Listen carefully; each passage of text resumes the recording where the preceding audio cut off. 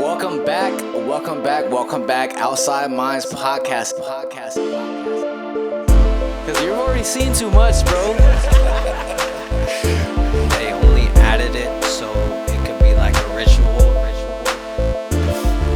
They're saying there's these, the end of times, right? There's all these signs. Do you think we would know? Like, do you think the general public would know when Jesus came back? Take a picture for $5. You have a purpose in life, and if you don't fulfill it, you will come back until you fulfill it.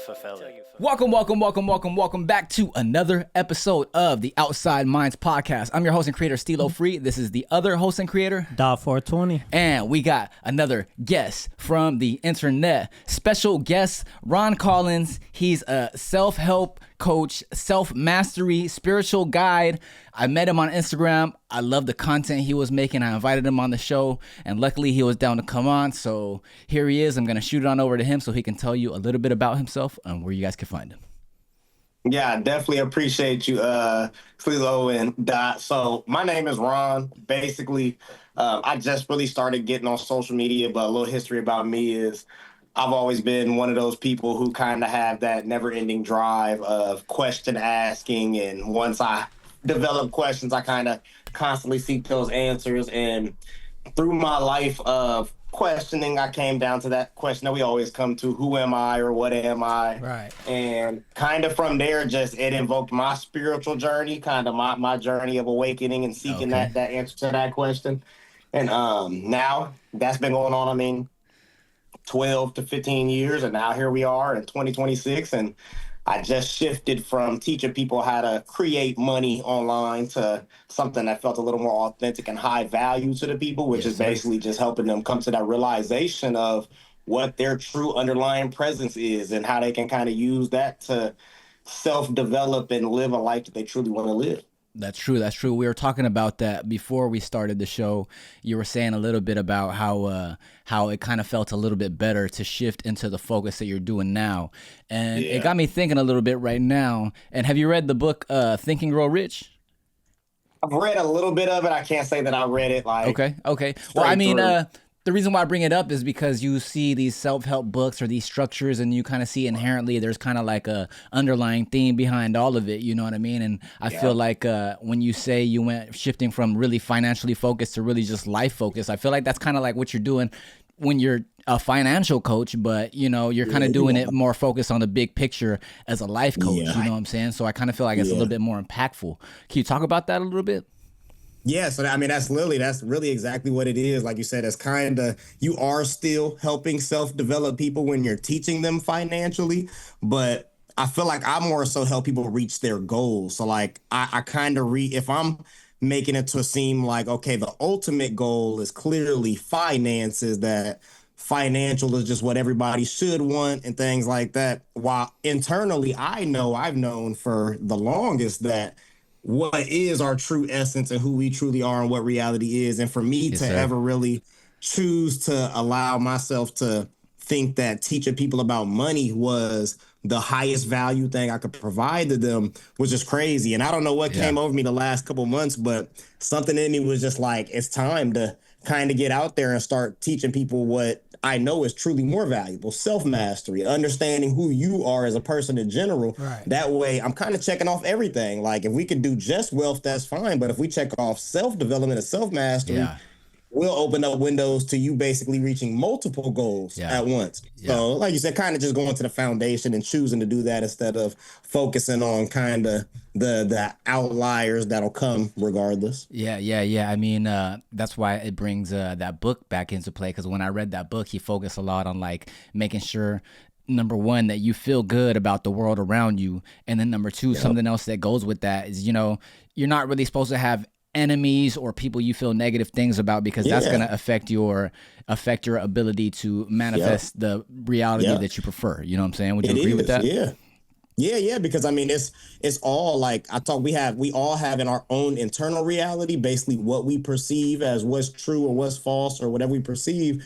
And like you said, like, you're messing up your own chances of manifesting if you choose to label somebody as an enemy or label somebody as evil or mean or any of these things, because the same person that you could label as, say, evil and you would shun them and not learn a single lesson from them, I could choose to say, whatever, you're just a person. Your actions might not align with what the collective good is perceived as. But I can choose to not overlook that in the sense as give you a pardon of like, you're not doing nothing wrong. But internally, I still have to be able to say, okay, you're evil. Let me go around that though. What are you doing that I can still utilize in my life? You're not 100% bad. Nobody's 100% bad. So absolutely. I see that. Yeah, absolutely. So let's talk about it. Let's talk about this journey that you've been on. A lot of the times, like in my case, Todd kind of had a similar case. The rise and the growth is born out of a place where you're forced to confront your own shadows and confront, you know, you got to go, they call it the dark night of the soul. Can't see the light without the dark, essentially. Absolutely. So my question to you is, you kind of sound like you were always inherently curious to like life's questions and stuff like that. But was there any certain kind of majorly impactful event that kind of started you on this road? Maybe like a psychedelic trip or like a near-death experience or anything to that kind of effect? That's a good question. So, I mean, like you said, I kind of always had that from really a kid. I was always I didn't care about some of the school questions they were asking. I cared more about questions that pertained to actual reality. So I always had that curiosity, but it wasn't really until I got probably out of school that I really started doing a deep dive, because I mean, while you're in school, it's so easy to just kind of accept other people's interpretations. You're stuck in the matrix. Yeah, you're being fed stuff all the time. Yeah, whether you know it's true or not. So, but when I got out of that, it was kind of more so, okay, now I'm not around all these people. So now it's like I'm seeing less people, I'm talking to less people, there's less interpretations, I'm hearing less people's beliefs. Less influence.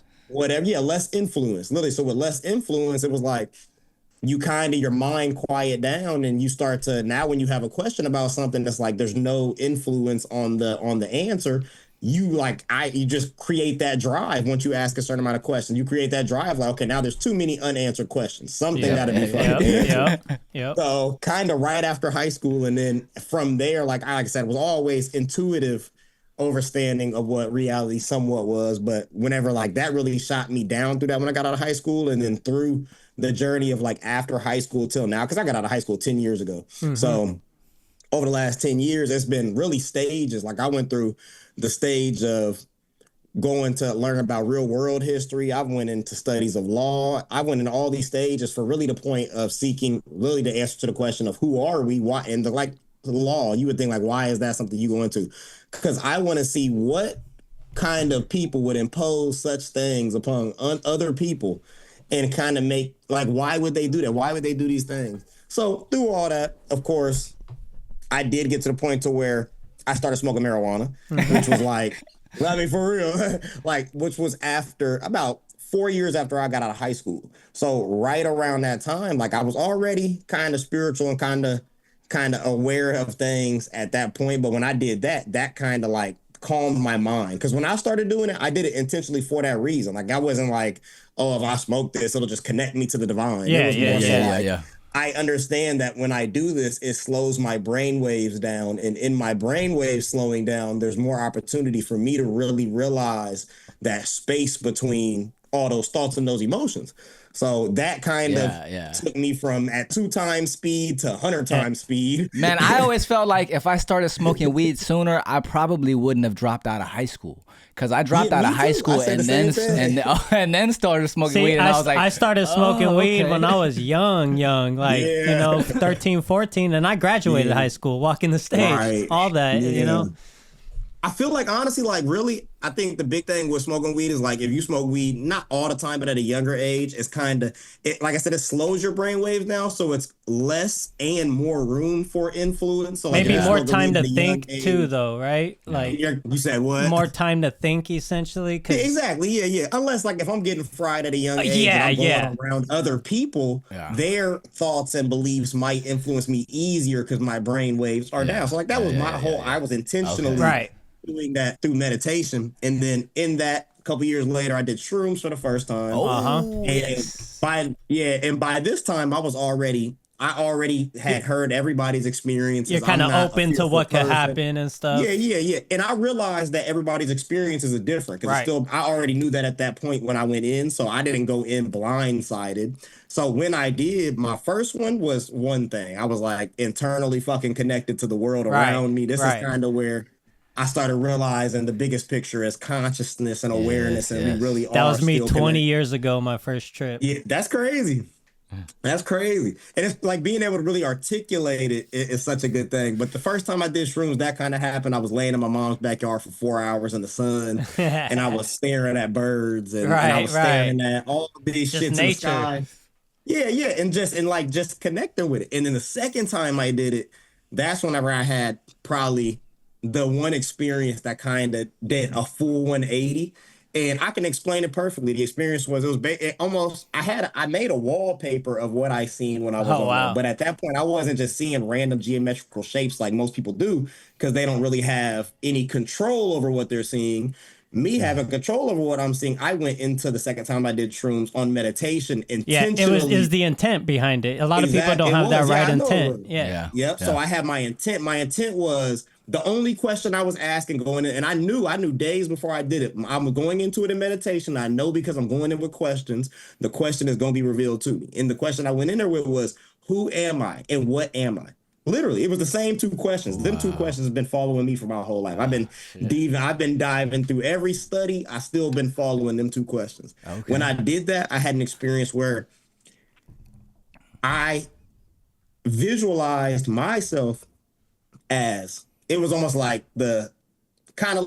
visually, I seen space. It was space, and I could see like a human imprint behind what I would see as space. And I interpreted that as, we are that consciousness. We are that field of everything behind it. Yeah. But at the end of that, I kind of had like my last visual of that shroom trip because I was laying in the bed, fully meditative and what's called. At the end of that, I had the visualization of me and that character kind of face to face. And it was almost like that was it. It was telling me this is me. But that wasn't even the last layer. I still kind of realized that was still a visual of what we really truly did you realize at that point that you're not your physical self? Because there was... So I've known that past 10 years. For sure. Yeah. So it was at that point that I realized, like, because most people, you'll have shroom trips and you'll see maybe this entity that you might see, and it looks like a distinct entity, like something with qualities and things like that. And in this one, I seen what I perceived as an entity, but it really wasn't an entity. It was kind of like, the Silver Surfer kind of looked like the Silver Surfer behind I just seen the depth of what was moving in that field, but it had no human qualities. And that was kind of that connection of like, that makes sense. I can't explain what it is because it's not something that is explainable. It is only something that it doesn't exist here, so you can't really explain that. Yeah, there's no language. So that was the closest visual, like, stimulating experience I've had with that. But I knew that before I had the visual experience of it. The visual experience is kind of what gave me. It was like a sealed confirmation. Yeah, that, and it kind of gave me the words to be able to explain. Right. I'm gonna find my wallpaper and I'll send it to y'all whenever we get off here. Send that. It was a perfect visual of kind of what I was witnessing. But I realized even in that point, like me being able to appear or see what was that depth of what I look like as a human clearly shows that is not me. Yeah. Because we are never what we can see. We are never what we can observe or what we are aware of. So that was just the closest thing that could represent what we truly are in that perception. Damn, absolutely. Damn. So I listen, like I said, I've seen a lot of your content on Instagram. In one of your videos, you kind of said nowadays stuff kind of doesn't seem real. Politics doesn't seem real. Money doesn't seem real. Religion doesn't seem real. Media doesn't seem real. Can you expand on that idea at all? Do you believe it's kind of like our friend Amy Belair described it as like a false matrix that's kind of fed to us, and I think it's kind of like through the media. Honestly. Can you expand on that a little bit? Because that's kind of what that is. Like, I wouldn't say false matrix because people have a different, like, people have all type of interpretations of what they think a matrix is. But it basically kind of like an algorithm that we are witnessing that is not real in a sense of it's not consciously produced. Yeah. Like, people are this reality that we are observing together is unintentionally produced by the masses, but with the influence of the people who overstand conscious influence. Like literally, I overstand the human brain and the human mind and psychology and physics. So if I understand that, just me to somebody that doesn't, I can have so much control and influence over you indirectly. Yeah. So, but that's kind of really all. That's what I mean by that's how like propaganda works. Really. Yeah. That's how propaganda works. Exactly. It works on the people who are unaware. Exactly. It won't work on conscious people because I'd be like, no, I don't choose to believe that. Yeah. Exactly. Because you're above it. Because you realize. If you read the Kabbalion, I don't know if you know about it. 7 fundamental principles. Principle of mentalism, reality is projected through the mental, you know what I'm saying? So if you're above the influence, then it won't really be able to influence you as someone else who's unaware, you know what I'm saying? Yeah, and like I said, reality is projected in the mental. What's aware of that projection? That's the presence that we are. That's the thing that's unnameable, has no form, it's not bound by time. Absolutely. So, but the Kabbalion is the closest thing that I would consider because I kind of look at religion as everything that is using some form of description of source, unless it's direct. That's exactly what I say. It's kind of like every kind of different culture has their own way of trying to describe the nature of reality. Of translating exactly. That's why I feel like even spirituality, like the spiritual journey, like you're still kind of in a religious movement because they're still using symbology, they're using metaphors, they're using similes evil and light, dark and light, and stuff like that. I can sit down with you and skip all the religion and have a direct realization. Right. And we skip all the religious talk. We could do that. Some people are on their spiritual journey still after 40 years. Right. Literally. We could pull you right out of that because you could have a direct realization. Instead, you can't have a direct realization because you're going to someone else and they're trying to explain what can't be explained. Literally. Yeah, exactly. They're looking for explanations in the book when you should be looking for basically a source of showing you how you could come to the realization. Is really what it is. Not an explanation of what source is, because that would never make sense. You cannot explain what source is. Absolutely. So you can and we can all realize it. It's within. We are all of it. We all have that ability of. But we can never point it out to each other. You can't in science say, "Look, we see awareness in there." You can't. It's the only thing that is clearly in all of us. You could only save yourself, essentially. Yeah, and I can only tell you that I'm aware. Right. You have no inherent really knowing that I do on this level because you're not in my perspective. But I know, and we know just by how we act, who has awareness, real consciousness, and who is kind of in their subconscious, just bypassing mine. What do you feel like is like the best way to break from the illusion personally, and then maybe also to get others to break from the illusion? That's a good question. So the best way to break from the illusion is to realize when you're looking at things, you have multiple capacities you can look at things as. I can look at things as if I'm spiritual, I'm looking at a cross from a spiritual sense. If I'm looking at a cross from a religious sense, if I'm looking at a cross from an observational sense, I would look at a cross and I wouldn't label it. So I would look at things as objects and events. And when I'm looking at anything, I would choose to kind of always do that. So it's coming from the identification. Whenever you stop identifying things and stop identifying with things or saying I am, anything after you say I am is technically a literal lie. So every time you do. But if you stop saying that, that's kind of where the disconnect, like the ego is basically a term used as a categorization for identities. And basically beliefs. What kind of identities do you hold and what kind of beliefs do you hold? So really the whole purpose of what they call the ego death is to detach from those identities that you are lying to yourself, claiming that you are. In order to align with source. And the point is not to ever detach and stay detached. The point is to realize that you are not that. But now I can intentionally pretend to be that, and I'm a better actor than you are because I'm intentionally choosing this identity, this character to operate in this world. Absolutely, and it's like you realize you're in this play, and you're writing the play and directing the play, and you're in the play. Choosing at the your same co-stars. Time, you know what I mean? You just forgot. You just been so deeply immersed in this reality that you forgot. And once you realize again that you are, you're like, oh shit, okay, now I got to act accordingly. You know what I'm saying? because the I am statement has such a like this is why they talk about it a lot in like the Bible. The I am statement alone is literally like it's like the bridge between reality creation and before that. Because as soon as you say I am in that moment, it's just being. If we say plural one I because it's pure awareness. So when we say I, we mean consciously am. So consciously being or consciously being and then whatever I identify with. I'm consciously being mad. I'm consciously being this. I consciously identify with these things. So it's all about disidentifying with things is really what will allow people to realize who they are. Because anything you can disidentify with, you clearly aren't, and it wouldn't matter. Yeah. Amy Belair, our guest, shout out to her again. She said that a few episodes ago. She said the I am, that energy is actually in one of the dimensions that's closest to source consciousness. So there's a connection there for sure. Let's talk about symbolism. That's like the bridge. Like that's really in the beginning was the word, if anything. In the beginning is the I am before anything else. Exactly. After I am comes creation. Yes, sir. Exactly. So let's talk about symbolism. You talk about symbolism a lot in your videos. And the more you study esoteric philosophy and stuff like that, you realize symbolism is kind of like this language that your subconscious uses to communicate with your conscious. You know what I'm saying? Would you say that the elites understand this and they use this in media and stuff like that to influence the masses? So that's a good question. So first off, before I even talk about it, a lot of people keep asking me, can we stop labeling them elites? So when I speak about elites, I basically don't mean like people that are in charge, but basically people that understand what we understand.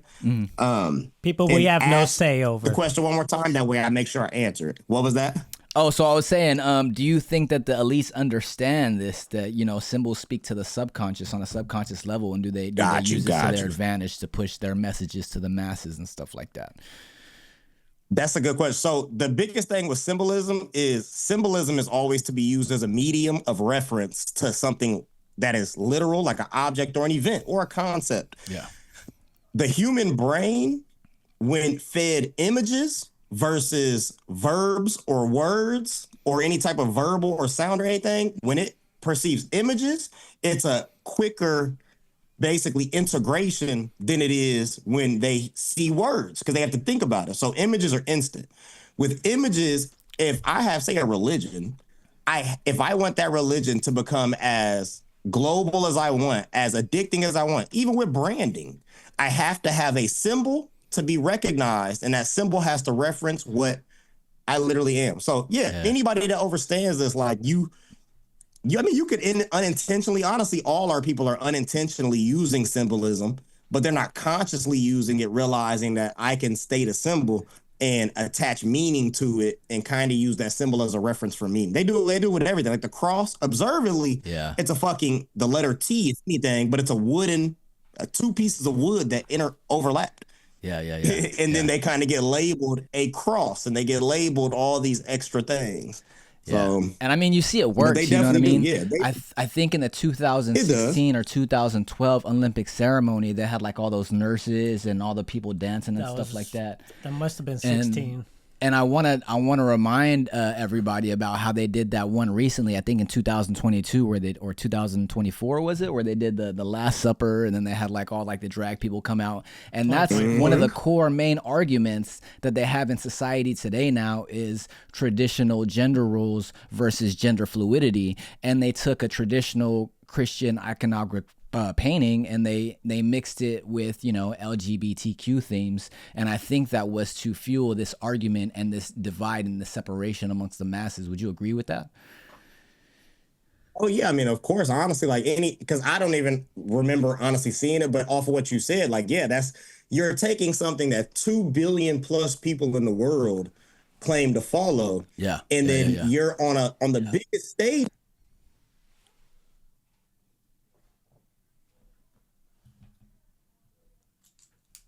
Religion and merging them in front of everybody psychologically. What people are seeing are my religion and gender fluidness. When I merge them symbols, I know all the people that are Christians at that point. You either stop being Christian if that's not your belief, right, or you adopt that belief. You merged it into your religion. And or it's creates really a discussion to those people.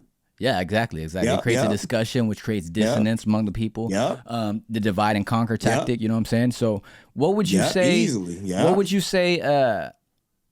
what would you say, what kind of trajectory or what kind of things should we take as a collective in order to go back in a direction that kind of more suits us, as opposed to this direction we're being taken in that is a little bit less suitable? You know what I mean?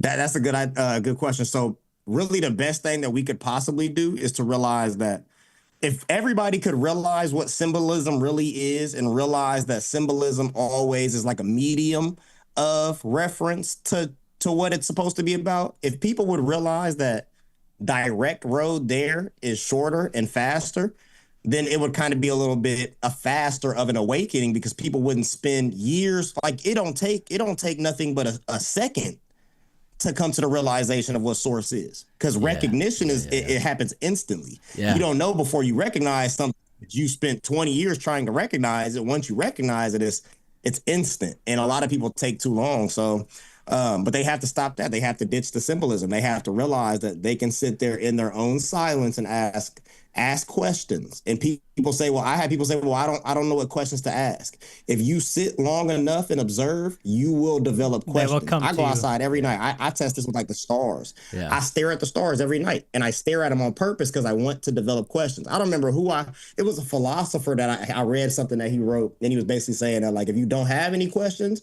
observe it long enough and questions will arise. Dang. Okay. Okay. Wow. So let's talk a little more conspiracy. We talked a little bit about how, they can use symbolism in order to influence us.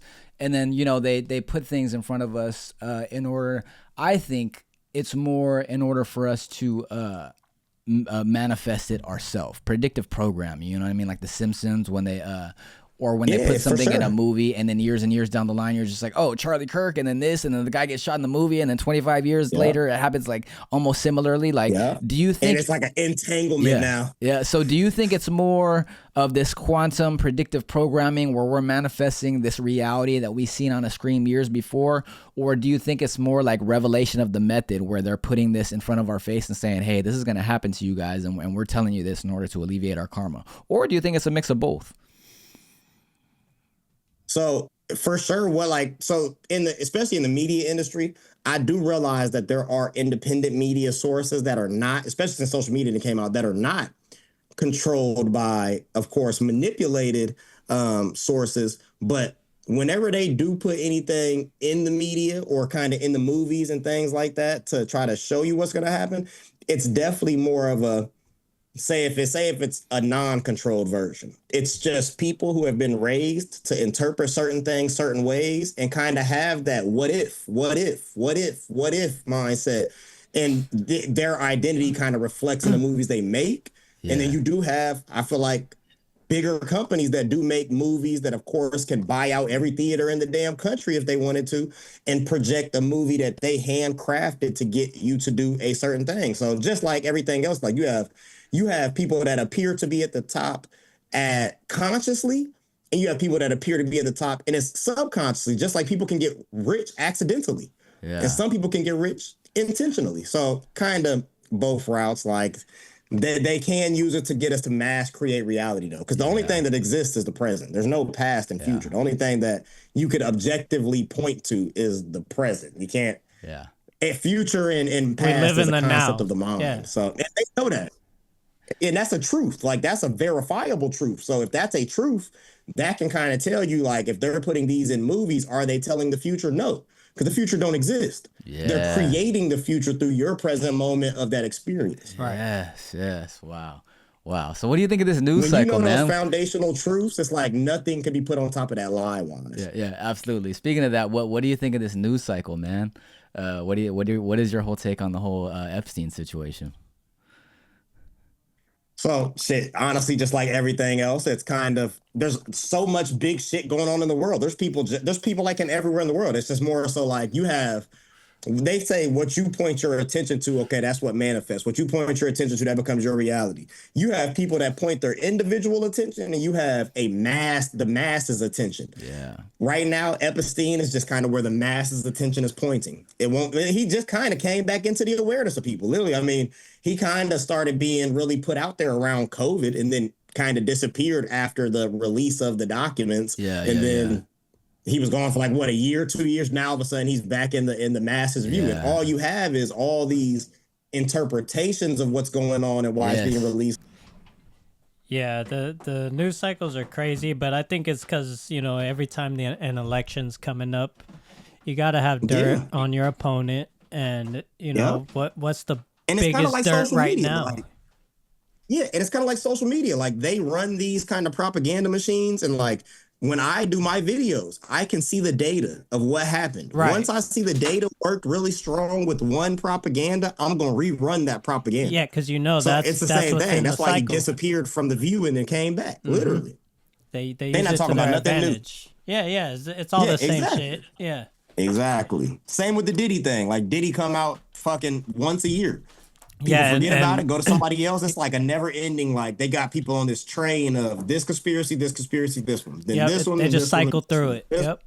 Yeah, literally. The point is to break that cycle and realize if it's not directly harming you, not to say it don't matter, but it internally don't matter to you. Or if you can't change it directly, stop giving it your energy. I just tell people stay informed. You know what I mean? I got a buddy that's always like, "Do you see what's going on in Russia? Or you see what happened with Greenland? Or do you see what?" And I'm just like, "Bro, care." I'm like, "Have you been watching the news again?" He's like, "All day, every day." Did you see the? I'm like, "Turn off the news, bro." Did you see the tax, the mileage tax they just passed? No, you didn't, because you're paying attention to the wrong shit. Exactly. Because that's the things I would pay attention to, like you said, like things that are directly imposed upon you. Things that will affect me. Like, like you said, it's good to be informed, but it's like, I went from, you have information that is directly usable and information that's just kind of like, it's imaginatively like, okay, it's cool to know. Right. Like, okay, I'll stay away from Epstein if I see him in public. Right.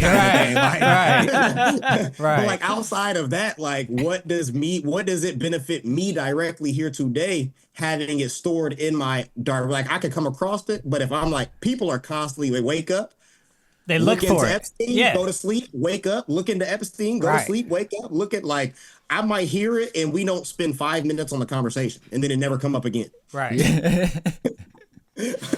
So let's talk a little bit about your business, bro. Tell us a little bit about, like, the structure of it and how someone could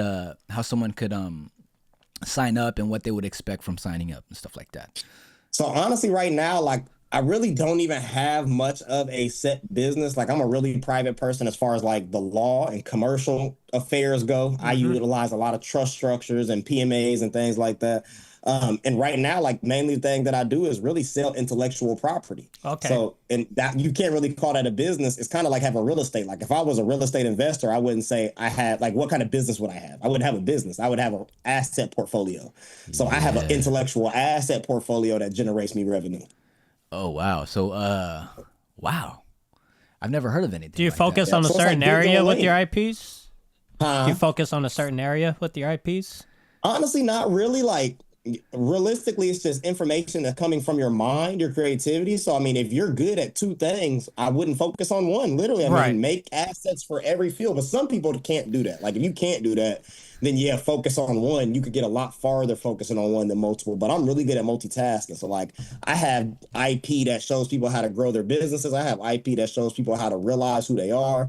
I have IP that shows people how to lose weight. I have IP that shows people how to start businesses, how to get jobs, how to do all types of things. Wow. Anything I'm good at, anything I know can be IP. I saw you make a video about that. I saw you make a video that says something like, if you've ever solved a problem in your life, that is information that you can sell to someone else that they can solve that same problem. Yeah. It's just not valuable if it's only in your mind, but that's intellectual. The fact that you have the problem solution mapped out in your brain, you know how you solved it. Just knowing isn't good enough to get paid. If you can write down how you did it, it becomes leverageable and you can sell it to people. So that's like anything. Something as simple as tying your fucking shoe. I know people all around the world that don't know how to tie shoes. I know parents that don't have time because they work jobs to show their parent or show their kids how to tie their shoes. I know damn near people my age that you can watch them tie their shoe and you're like, bro, struggling. Like, how did you not learn that? Bunny ears. So you can having that knowledge. Damn near everybody knows how to tie their shoes. Women, unlimited intellectual property. Every woman has a womb. Literally, you're giving birth. You would have a never-ending field of income if you could focus on any age range, anywhere from basically puberty, where they can start having kids, to the end of their damn life. Like, you could focus on any down to the month, to the year, to the week of a certain type of person that you want to help, and take that one solution or one experience that you have, because it's not just solutions, it's even experiences. Kind of like what I have, my self-realization is an experience. Yes, it's not really yes, me sir. solving a problem. Yes, sir. So I mean, which the experience is solving problems, but Yeah. so I mean that's really what it is. Anything. This what you guys have though. This podcast is intellectual property. Yeah. If you're being paid for it, it's a digital asset. Right. If you're not being paid for it, it's just intellectual property. Yeah, okay. But intellectual property is what it has to be, and it has to be delivered the way you guys are doing it digitally for you to be able to leverage it to people and actually make money off of it. That's free game out there. You listening, Outsiders? Yeah. You know what I'm saying? He's putting us on game right now. I appreciate that. And that just goes to show you have this perspective, this way of thinking about things, you know what I'm saying? Like when you said the tie your shoe thing, you know what I'm saying? I just automatically started thinking of like books, songs, videos you can make and stuff like that. You know what I'm saying? Book about tying shoes. Like you gotta brush your teeth. Right. There's children that are like, imagine a school. I could record 5-minute video of me brushing my teeth in a way kids would understand. Go to the school and say, hey, I want to pitch this idea. I want to give it to y'all free for the first 3 months. It's a video of me breaking down to kids how to either tie their shoe or brush their teeth. I want to show it to y'all kindergartners through second graders, even third graders, 5 minutes a day. If we see an improvement in what they're doing, we'll talk about basically licensing it to y'all. That's easy that's something you create. You brush your teeth every morning. Like one time of recording it and placing it in front of the right person for the right reason, and you're getting paid. Yeah, and I don't have to buy that. That comes directly from the mind. Absolutely. Yeah, I agree. So, like I said, you have this different way of looking at things, and I think it all ties into the nature of reality and how we know things work and stuff like that, and seeing the bigger picture and things and stuff like that. And in one of your videos, you said the elites don't worship Satan; they worship consciousness. I want you to expand a little bit on this. Can you do that? Yeah. So, I mean, I definitely chose that wording to get the attention of that niche of people, because I realized that that's what, like, most people that come to the realization of true source awareness don't really get on social media. So I know the people that I'm helping the most are people that are on that bridge of they're still on the bridge of self-realization. I know they still recognize devil and evil and labels and things like that. So when I said that, I was basically double speaking. Like the people that were in the comments knew that what I meant by they're worshiping consciousness, because it's almost like even if the elites, whatever elites be it that do that, even if they were internally worshiping what they think of an external type Satan, you could never possibly know. All you could ever know is that externally they're portraying. It looks like something, look like that. But realistically, that thing that they're worshiping doesn't exist. It's more of a label for the foundation, which is still consciousness, whether they realize that they're worshiping that or not. Absolutely. They still are. So it's almost like the deeper truth is all it is. Not to say that in their perspective individually they may be worshiping what they believe to be as Satan. They may be. I mean, it goes into like, the secret societies and stuff like that. It goes into like Gnosticism and Kabbalah, and I'm convinced that's why everyone is convinced that Jews rule the world, because Kabbalah is so deeply embedded into like Judaism, and a lot of Jewish people practice it, and it's basically understanding the nature of reality through the lens of Judaism. You know what I'm saying? So I wanted to talk about that a little bit. You said you studied a little bit of the esoteric information. Are there any kind of systems that kind of stood out to you as far as like being able to understand all this stuff, like Hermeticism, Gnosticism, any of that kind of stuff like that? Honestly, like, a lot of people go directly to books whenever they do a lot of their studies and things like that. I kind of always chose to, if I could, find like interviews and documentaries on the people that actually wrote the book, to have a more direct experience. Because even down to the way like you may say a certain thing, just because you read it in a book, you still could misinterpret it. If I hear you say it and explain it, you're gonna kind of get it a different way. It's like trying to read a joke. You know what I mean? Exactly. That's gonna sound crazy on paper. For real, literally. But then saying a joke, it's gonna be, I feel that shit. Right. I know what you're. You can hear the sarcasm or hear, exactly. So like on my spiritual journey, like I came across most of the text. People feel like for you to really have a understanding of the text and what they mean, you have to read the whole things. You don't. You just have to realize the overlying truth, the one truth of consciousness and awareness being the original source. Because then cliff you can go notes. into any of those literally and realize every single one of the phrases, anything that they're kind of jumping back to, everything that they're saying is trying to either, if it was manipulated in some of the manipulated religions, they still have some of the sayings that are just slightly twisted that are still telling you consciousness, but they're using the word God. Or they're using the word like Satan. If I was to use the word Satan symbolically, like I'm thinking ego. Yeah, exactly. Yeah, exactly. Yeah. So, Absolutely. and the ego, like, so that's really all that is if I'm thinking symbolically. Yeah. But yeah, most of my stuff came from direct realization. I kind of skipped. I studied a lot of them, but I still skipped the rabbit hole of most of the religions. A lot of people go through religion slow because they're like studying the entire thing, which is okay, and gives you a deeper understanding. But if your goal is to really live your life intentionally and come to that realization of source, you don't need that to come to that realization. It's just a help. But any of like the ones that I probably got stuck in the Moorish Science Temple of America, Quran Circle 7, Noble Drew Ali. That was kind of the one spiritual text or religious text that I was in the longest, because it was kind of the meeting of both. It was kind of talking about the Moors on a nationality base and indigenous people. So I was kind of going through my times of trying to biologically figure out, like, where is this? What is the bloodline connected to? And in that, there's definitely a lot of things that make a lot of sense, but I was in that for probably a year studying that, which was the longest of any of them. But what broke me out of that was still the same thing. I was like, okay, but if you're telling the truth, why are you telling it to me in metaphors? Right. Be straightforward. He's going to go back truth. It was always like, okay, if you are telling the truth, why are you saying it like this? Because I don't have to say it like that. So are you purposely lying, or do you not really know?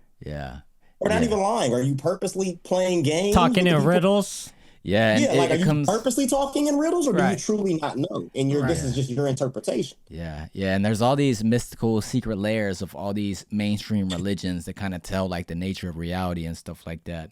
You don't need all that. I don't need it to be secret. Like, I kind of feel like that's why you could tell it's truth. There's no need to be secret. You're secret because you want to protect your interpretation of it. Because if it gets out, you're going to realize, holy fuck, this don't really match a lot of other people's stuff. Now, whenever it's public, you can kind of you can compare it, is really what it is. So if it's not public, there's no comparison. Wow. Yeah. So do you hold down? Do you have like a 9 to 5, or do you kind of support yourself from your IP kind of stuff that you mentioned? Yep. So I mean, last time I worked was like maybe about 5 years ago. I had a full-time job, and I've been an entrepreneur since I was 13. I mean, outside making money during the winter, during the summer, doing really anything I could. But then growing up until about 5 years ago, I worked a normal job. I worked at a factory. And it's funny because something at the factory kind of lit that fire in me. I had a supervisor that did some weird shit to me, and it kind of just made me think, like, why the fuck would you do that? And just in that moment, like, a drive kicked into me. And not a month later, I quit. I had no idea what I was going to do. My son was just about to be born. Like a month later. That's a leap of faith for sure. And people was like, what's your plan? I walked out at 9 a.m. I was like, well, I don't have a plan. I'm just going to do it. And I did it. So the first couple months, I definitely not really struggled, but definitely it was a little pushed tough. As I possibly could. Like, plenty of times where we went months behind on rent and I had to borrow. Or months behind on rent, and then I get the whole amount of money. But you didn't give up. That's the thing. Yeah, I did. Yeah. And I know how to get to any intricate kind of whatever way I can in the system as I can. So I was just doing what I could. And then after that, we kind of had about 3 years ago, we moved out here to Florida. So I moved from Illinois. I went plant-based. I stopped eating meat. I stopped eating a lot of really all processed foods. I stopped drinking all the chemicals, all the pops. I don't take medicine. I cold turkey like everything. And coming out here, I came from a small city that had only 40,000 people. I was only making about $4,000 myself as an entrepreneur, but it was only because I grew up with everybody in the city. Everybody knew literally everybody. I had as many clients as I could really get, and there wasn't really any money in the city for people to pay me. So I made that decision to come out here. Had no plan when I came out here to Florida, and really just through I feel like playing basketball, which was just a hobby I had. Through playing basketball, I met a lot of people, and through meeting people, I would meet clients. And really, all you need is one good client, and they spread your name. Like once I was meeting 1, 2, 3, 4 people, my name was spreading like crazy. And that kind of just helped boost my business. When I got here, I was already studying law. I started studying a little more about law because here the foreclosure rates are higher than they are in my home city. So I knew that was a problem. I know how to make money. The way you make money is solving problems. I found a problem that was huge in Florida, foreclosures. And I was basically showing people and guiding people, I still kind of do, showing people how to pro se defend themselves in court. And that was kind of where I was getting a lot of my money from to kind of sustain as I built my intellectual property. And then from there, that's really it. Now I kind of just get paid for high ticket coaching. So and that's where people go to retire. So there's plenty of people looking for housing and making sure they because I mean I can literally like you could if you know how to do if you know how to market right, if you know how to actually if you really know the psychology of the buyer's mind and things like that, you can easily go out here and charge people for high ticket coaching in hundreds of thousands for like not even a couple days. Like one of my coaches, Myron Golden, brothers for 1 day's 300 grand. Crazy. Like, that's literally in my home city. The max you were making was like 150 grand. So in 1 day, he's making 2 of what the max pays in my city was. But that comes from high ticket coaching, and it's not because he was doing more work or anything or spending more time. It was because quality. He took the same value he had and he knew he could put it in front of a different audience. And that's basically what he did. He took his knowledge and put it in front of rich people, which we all have the ability to do. We have the ability to sell to whoever we want to sell to. It's like they say Porsche doesn't have commercials because their buyers aren't watching TV. Oh, exactly. You know? Legit. Like, for real, literally. And that one type of, like, if I was just say that, if I was on an interview and I was Porsche and I was to say that, well, we don't have that because our viewers aren't watching TV. Everybody that don't watch TV is like, that's my that's my type. You attract your clients like that. Yeah, it's just psychology overstanding your buyer, understanding viewers. A lot of people don't understand their viewers. They don't understand who they sell to. I ask people all the time when I do my coaching, like, who do you sell to? What do you sell? What problem do you solve? Even if you don't sell nothing, like say like even a podcast, you're almost like selling information or at least giving information, giving or selling. Right. What are you truly giving? Like if somebody was to say, well, what's the podcast about? What would it be about? Like, can you say it in 1 to 2 sentences?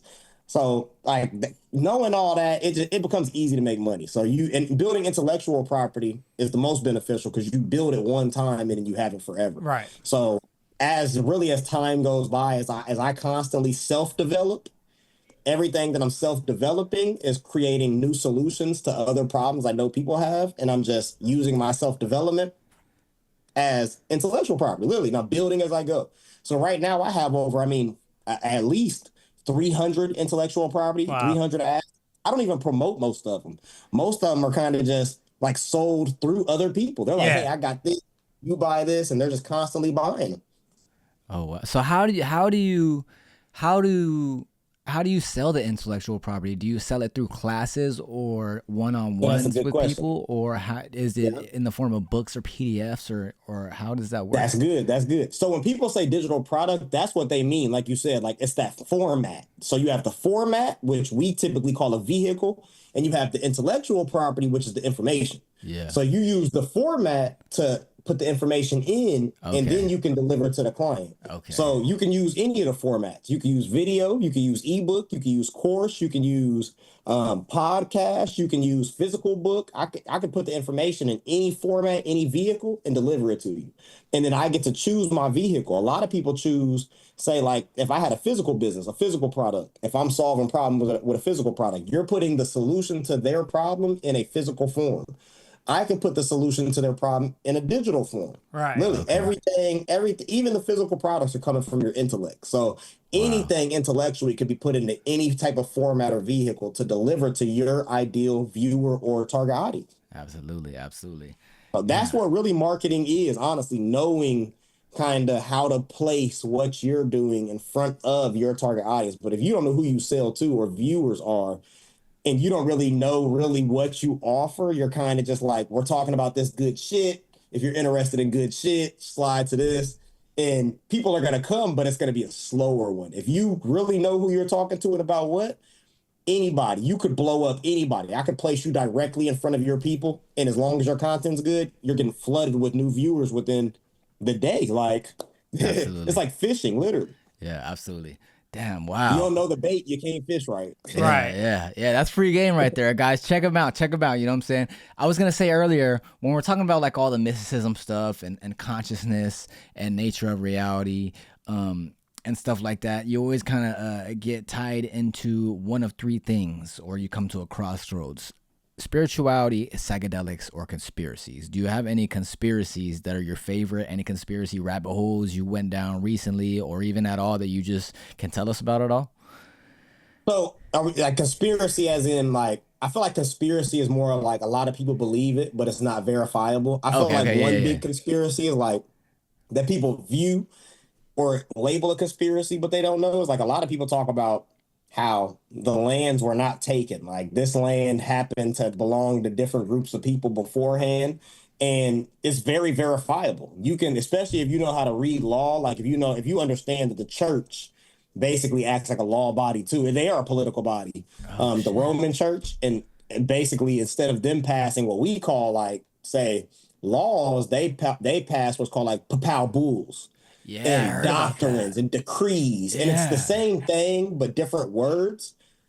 If you go back to 1493 and I think it's 1402 when they passed the papal bull, the Unum Sanctum. If you start back at the Unum Sanctum in, I think, 1403, and you kind of read from there, which is basically just a list of decrees from the Pope, you would see kind of literally when the land snatching started happening. Because it wasn't just America that was snatched. Like at one point, there was not snatching of lands until they issued that bull, that papal bull, that Unum Sanctum, which basically all it was the Pope declaring full, basically, sovereignty and control over all, basically, creatures and political bodies in the entire realm. It was just a decree, though. And they kind of said, well, this decree was by God. God gave me this power, endowed this power in me. And then not even 100 years later, within the next Pope that came out, you can see that they passed something called the Doctrine of Discovery. The Doctrine of Discovery was basically a decree that granted European powers the right to take non-Christian lands. Was all it was. What? Not non-inhabited lands, but if you were inhabited there and you were not Christian, we could take your land. So, and if you can look it up, it's really called the Doctrine of Discovery. So from there, kind of, there's a series of papal bulls and things that were passed that led to kind of how the lands are organized now. And that's why you see so much, like if you look here you look at America, really, we see the two main kind of nations that have their strong pools in America, clearly Europe and clearly Rome, literally. Yeah. So the same people that were in that power giving of the Doctrine of Discovery. And their whole thing was, we'll just take the land. If you didn't give up the land, you were getting slaughtered. And they didn't care because in their perception, in their interpretation of the world of life, they could just go back to the Pope and all would be forgiven. Oh. So that's kind of what led to. But that was kind of my favorite rabbit hole, because a lot of people talk about it and a lot of people say they know the lands were taken and how they were taken. But I kind of feel like people call it a conspiracy too, because they don't really know. But if anybody wants to go down a rabbit hole to actually lead to somewhere, research the Unum Sanctum and then lead up to the Doctrine of Discovery and just ask whatever you look up on, if you're looking it up on Google or anything, what papal bulls were passed after the Doctrine of Discovery that basically solidified the colonization of the other lands. Because without the Doctrine of Discovery, they would have never had the balls to come and take anybody else's land, because their external salvation was like, well, if we did that, we basically wouldn't go to heaven. But when the Pope came out and basically said, you can do that, God told me if these people were not Christian, we could take that land. Once he did that, it was just, now and we was had all that what? during like the Crusades and stuff like that? Huh? Was all that during the Crusades and stuff like that? Yeah, I think so. Yep. Damn. I'm gonna get the exact. Let me see. Unum Sanctum. But this Damn. was a fun one. Like I spent a lot of time literally in that one. Yeah, yeah. A lot of people say the Roman Empire didn't fall; it just moved different places. Yeah. Oh, it was in 1302. My bad. I was saying what's it called? 1402, 1402. It was in 1302. And it was Pope issued by Pope Boniface. And a lot of people are like, well, why would that matter? That's in Rome. That's the Catholic Church. The Catholic Church, if you go back to the Unum Sanctum, this is the reason anything that the Roman Church says has influence over these lands. The only reason is because the Unum Sanctum exists. And it's still in motion today because it hasn't been withdrawn. If you know anything about law, once they pass a law, it stands as law until they withdraw it. The doctrine of discovery, the Unum Sanctum are still in the Roman Catholic Church as law. They haven't been withdrawn by any of the new popes, and they have the power to withdraw them. And does that directly influences our governments and the governments over the world? Oh yeah, for sure. Yeah, yeah. Wow. Because without the Unum Sanctum and without the doctrine of discovery, every single thing, that's like the founding contracts on every single thing that is even structured in these lands nowadays. Without the Unum Sanctum, they would have never had the balls to issue the doctrine of discovery. And without the doctrine of discovery, they would have never felt like they would not be reach external salvation or eternal salvation if they took over other people's lands. So that doctrine of discovery. So it's kind of like embedded in their belief system. Like it's kind of just like, since the Pope said it's okay, God has said it's okay, we can go do some atrocious, heinous shit and just say that it's in the name of God. God said it was okay. So, but then from that's how they end up taking the land. So the land is built on being taken. The laws are built on taking land, and the doctrine of discovery is what allowed them to take it. If you erase the doctrine of discovery, every contract you've ever entered, the entire commercial system would basically cease to exist. It wouldn't have no foundation. That's the foundation of the whole commercial system, because it's the foundation of how they even established any type of right over this land. So does that get into like law and the language of law and how it's like low key like Latin and stuff like that, like when you're talking in the courtroom and stuff like that, and you're talking in like legal language? It definitely is. It's almost kind of like just a way to monetize people, honestly. Kind of give people like it's really the deepest. It's like a reflection of religion. Like religion is basically fear-based belief to one extent, and then law is kind of the same way. It's like the secondary weapon. Yeah. Like the next worst thing you could possibly do to me is, for one, you told me if I don't do this, I'm going to hell, eternal damnation. The second thing you told me is if you do this, I'm throwing your ass in prison for life. Yeah. Who gave you the right to do that? I'm another man. You're a regular man with a role, a name tag that claims to be a judge. What gave you the power to throw me into any type of literally reality-based, what's slavery basically? So it's the same thing. Law was built on that. It was the political version of basically the Roman Catholic Church. Damn, that's a deep fucking rabbit hole, bro. It is, and you could verify everything with that in that comparison, because that's where it came from. Like if you go say what would happen to modern day commercial world if the doctrine of discovery was revoked. If you know anything about contract rescission basically means if I enter a contract with you and I come across the contract and realize something was bogus, something was wrong, something was not right, I can invoke what's called a rescission, and a rescission requires the parties to return both parties to their initial state. The Unum Sanctum and the Doctrine of Discovery are contracts. They're laws. They're like contracts that are placed into law. If you rescind those contracts, if the people basically verbally were rescinding and we're already telling them, fuck your contracts, we don't give no fuck about your contracts. When, people talking all about the sovereignty and straw man shit. But yeah, if you was to actually rescind that contract, a pope was to rescind that contract, it would undo everything. It would be a complete reverse. So I don't think it's going to happen. They're just going to build the new world, the new system on top of that system. They're not going to go undo any of it. But in real contract, the way contracts work, they would have to kind of void anything that they do in their eyes. Everything that they do is already void in my eyes. So are you saying that like all the borders would fall and stuff like that, and there would just basically, because that's really what it's built on. Like there's no borders. There's ideas of borders. They're like, don't cross this imaginary line. And you're like, okay, that's the border. There's no physical border there. Yeah. So, and it would collapse that, because you only have the ability to label these borders because you took our land. If you didn't take our land, we would have no imaginary borders.